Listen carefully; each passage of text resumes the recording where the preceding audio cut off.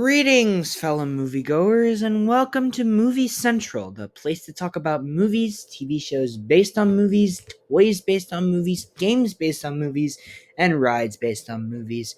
I'm your host, Mr. CCS, and this is my pet gorilla, George. Everything at one point gets rebooted, but the DC universe has some pretty significant reboots in regards to comics. It's important to note that to officially reboot a universe, everything needs to be redone, including certain characteristics and tones. The Teenage Mutant Ninja Turtles have done it several times, for example. The first major DC reboot was in 1985 with Crisis on Infinite Earths, which featured dozens upon dozens of DC characters against the villainous Anti-Monitor, which led to my favorite DC Comics era, the post-Crisis era, where some of the best DC stories were told. Naturally, when the writers got tired of the post-Crisis era, they rebooted it in 2011, with a story focusing on the Flash. That said story is one of DC's best, and lots of people agreed with that sentiment. As back in 2013, an animated adaptation of the story was also launched and also created a large interconnected set of films, which is the closest thing we have to an actually good DC cinematic universe until Gods and Monsters begins in 2025. But how does a Kickstarter to a franchise like the DC animated movie universe work as a standalone story, and better yet, a movie on its own? Today we're going to find out as we take a look at Justice League, the Flashpoint Paradox.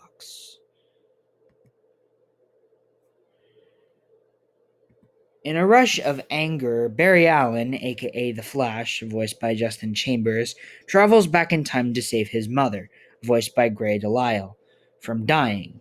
However, that creates a large Nexus event that knocks the entire universe into something it isn't, as Superman, voiced by Sam Daly, is never discovered, Hal Jordan never finds a Green Lantern ring, Bruce Wayne is killed in the alleyway, leading to Martha to become the Joker and Thomas Wayne to become a violent Batman, voiced by Kevin McKidd. Aquaman, voiced by Cary Elwes, is in the midst of a war with Wonder Woman, voiced by Vanessa Marshall, and Barry never becomes the Flash. The prime suspect of this, he thinks, Eobard Thawne, the Reverse Flash, voiced by C. Thomas Howell. With the help of Batman and Cyborg, Michael B. Jordan's voice, the Flash must reset the universe before it crumbles beneath him. So I've always loved this story since I first discovered it. It's an interesting plot of discovering oneself while also destroying the world he knows and the ones he loves as a result. This dark and foreboding story would make a wonderful live-action film if done right.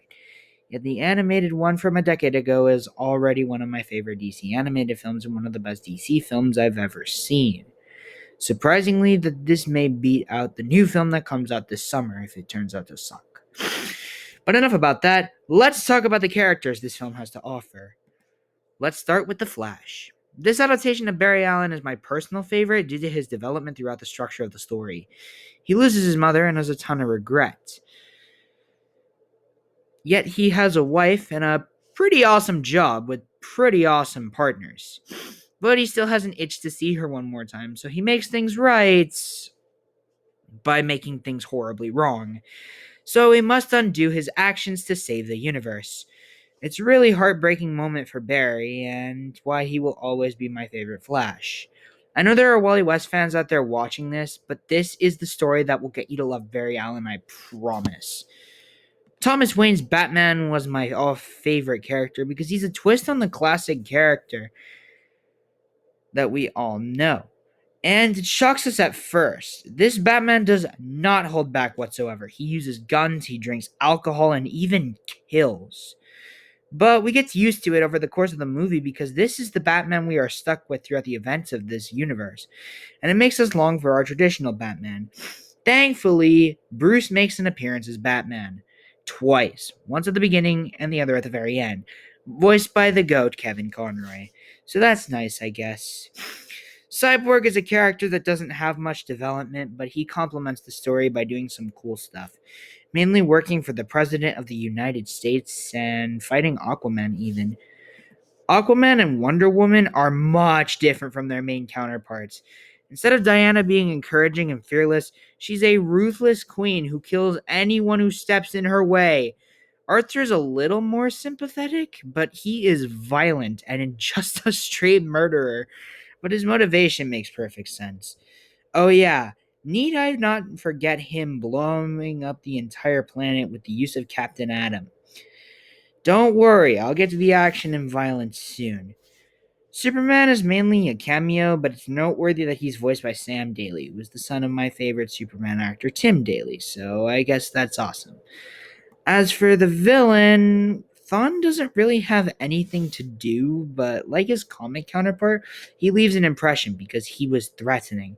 He also has an incredibly satisfying death that I am not ballsy enough to talk about. Just watch the film or read the comic. Alright, I've talked enough about the characters. Now for the animation design, which looks like a moving comic book in every single shot of this movie, which is definitely a highlight if you like comic book art styles, which I definitely do. And now we have the action. This is a movie that is violent as hell. Rewatching this movie for the review made me remember how violent it was. People get shot through the head, strangled to death, burnt alive, stabbed, and beheaded, and there is a lot of blood to be showcased. It really pushes the PG-13 rating this movie received. There are some moments that are censored, but if they weren't, this movie could have gone an extra step and gained an R rating. And you thought Batman vs. Superman was violent. As for individual action scenes, the final battle in London is by far the best. It was fast paced, stunning, and by far one of the best scenes in any comic book movie, animated or live action. So, if you have the chance, definitely watch this film. It's a perfect adaptation of such a great story and one of my all time favorite animated DC films. This movie gets a 10 out of 10. Well, that's it for the first review of a DC animated movie universe movie. Leave your thoughts on this movie in the comment section below and tune in next week when we take a look at the second chapter in this new universe. With that said, my name is Mr. CCS, this is Movie Central, and that, my friends, is a wrap. See you next week.